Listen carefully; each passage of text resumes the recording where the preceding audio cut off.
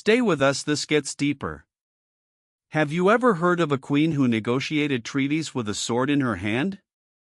Today, we journey to 17th century Angola, a land caught in the brutal grip of the Portuguese slave trade.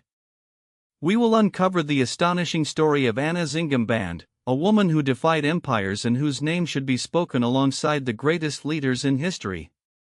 Her very existence challenges the narratives we've been taught, demanding we re-evaluate who we consider a hero. Anna Zingha Mbande was not born into a world of privilege. Raised in the royal court of the Ndongo kingdom, she witnessed firsthand the devastation wrought by the Portuguese. Ndongo, located in what is now Angola, was a land rich in resources, a prize the Portuguese desperately sought to control. The insatiable demand for slaves fueled constant warfare, tearing families apart and decimating the population. Zingha, intelligent and observant, learned the art of diplomacy and warfare from a young age. She understood the language of power, both spoken and unspoken. When her brother, the king, proved unable to stem the tide of Portuguese aggression, Zingha stepped forward. In 1622, she led a delegation to Luanda, the heart of the Portuguese colony, to negotiate a peace treaty. The Portuguese, expecting a subservient African royal, were met with the force of nature. Zingha, forced to sit on the floor because there was no chair provided for her equal, commanded one of her attendants to act as a human chair, demonstrating her power and refusal to be humiliated. Her intelligence and sharp wit stunned the Portuguese governor. She negotiated a treaty that, although ultimately broken by the Portuguese, earned her respect and revealed her political acumen.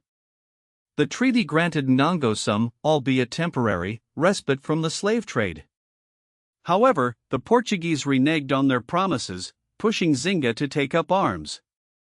She fled to the neighboring Stay With Us, This Gets Deeper Kingdom of Matamba, where she rallied support, building a powerful army composed of former slaves, disaffected Ndongo subjects, and allied tribes. For decades, Zingha waged a relentless guerrilla war against the Portuguese, striking at their supply lines, liberating slaves, and proving to be an indomitable force.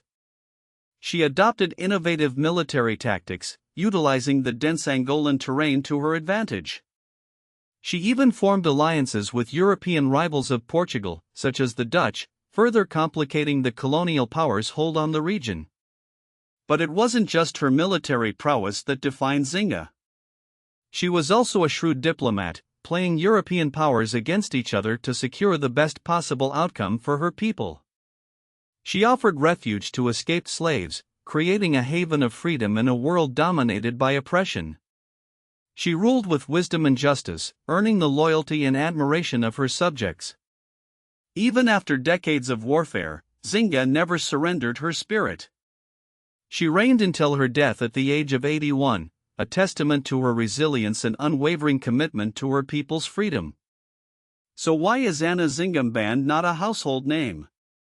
Why is her story not taught in schools alongside other great freedom fighters?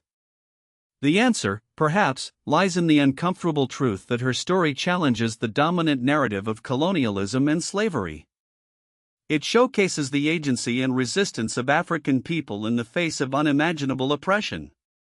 Her story was written by the victors, those who sought to minimize her role and discredit her achievements.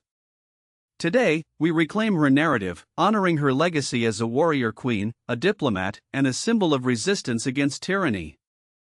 Let us remember Anna Zingha Mbande, the woman who dared to defy an empire and fight for the freedom of her people. Her story deserves to be told, remembered, and celebrated for generations to come. Subscribe to Punna Afrique for more African history and wealth wisdom. Follow for more untold African stories.